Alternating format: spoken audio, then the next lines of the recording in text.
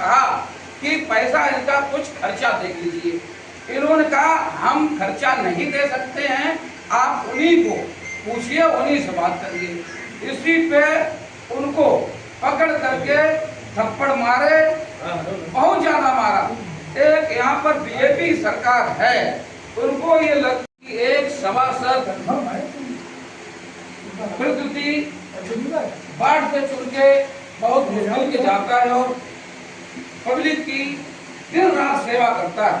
जैसे रीढ़ की हड्डी होती है, इस प्रकार का सभासद दिन रात काम करता है और सभी का सेवा करने का काम करता है। और वो सेवा ही करने गया था, किसी पत्नी का जगह ये शरीफ था, अगर मेरा जैसा होता तो थप्पड़ का जवाब मैं थप्पड़ देता, लेकिन ये मैं मार नहीं खाता। चाहे प्रशासन हो चाहे कोई भी हो, अगर किसी प्रकृति के साथ ऐसा होता है तो अपना जो है कोई भी शांत नहीं बैठेगा। हम सभी सभासद अगर जो मांग की है, अगर उस पर कार्रवाई सही से नहीं हुआ तो मैं आगे जो कार्रवाई होती है यहाँ से लेके प्रदेश लखनऊ तक मुख्यमंत्री तक जाएंगे और उनको निलंबित और उनको बर्खास्त करने की मांग करूंगा। धन्यवाद आदित्य तिवारी जी। आप सभी पत्रकार बंधु आए, आप सभी पत्रकार बंधु आए, उनका खबर साथी नंगे प्रदीप जी आप भी धन्यवाद। सभी सभासद साथी बंधुओं व पत्रकार बंधुओं, मैं डब्बू की बात का पूर्ण समर्थन करता हूं, क्योंकि हम लोग प्रशासनिक कार्य में प्रशासन की दिन रात हर स्तर से हर समय उनका कार्य करते हैं।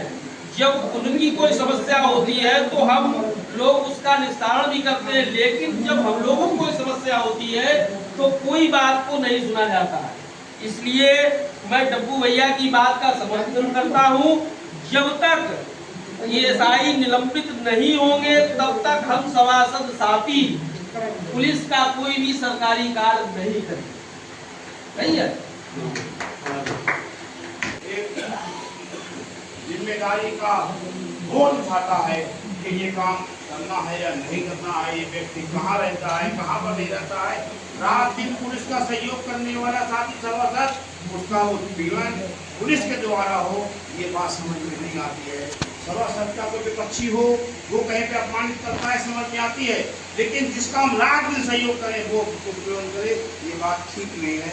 इसके लिए हम सब लोग निंदा करते हैं और श्रीमान कप्तान साहब से अनुरोध करते हैं कि उस उपनिरीक्षक के खिलाफ सख्त से सख्त कानूनी कार्रवाई करे, जिससे कि भविष्य में किसी भी साथी सभासद के खिलाफ इस तरह का कोई व्यवहार करने की हिम्मत न करे। मैं इसलिए माननीय पत्रकार साहबों से ये अनुरोध करूँगा, इस संबंध में हमारे परिवार का निश्चित रूप से साथ दें। जहाँ जहाँ आवश्यकता पड़े निश्चित रूप से लिखिए, ऐसे सभासदों के खिलाफ अगर कोई भी दरोगा या कोई भी सिपाही गलत कार्य करता है, उस संबंध में हम लोग एकजुटता के साथ थे और हैं और सदैव रहेंगे। धन्यवाद सभासद अंसारी जी।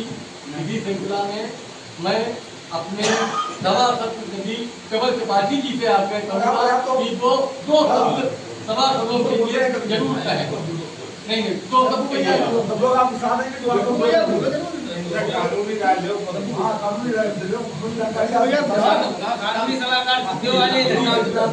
मैं भाई अपने गणमूर्ति जी से आग्रह करूँगा। हमारे सभासद साथी श्याम राजपूत जी के साथ जो घटना हुई वो बहुत ही दुर्भाग्यपूर्ण है और अभी सिर्फ सोशल मीडिया के माध्यम से जानकारी मिली है कि कप्तान साहब ने संबंधित कर्मचारी को लाइन हाजिर किया है। इसकी कोई अधिकृत सूचना हम लोगों को प्राप्त नहीं हुई है और लाइन हाजिर करना भी कोई सजा नहीं है। अगर लाइन हाजिर सजा होती तो ये कर्मचारी या दरोगा हमारे सभासद साथी के ऊपर ऐसी दुर्भावनापूर्ण कार्रवाई कभी नहीं करता। इन्हें निलंबित किया जाना अति आवश्यक है। अगर इन निलंबित किया गया होता पूर्व में शमशाबाद की घटना पे जब इन्होंने किसान नेता को मारा था तो इनकी हिम्मत नहीं होती हमारे सभासद साथी के ऊपर दोबारा हाथ उठाने की। लाइन हाजिर कोई सजा नहीं होती है।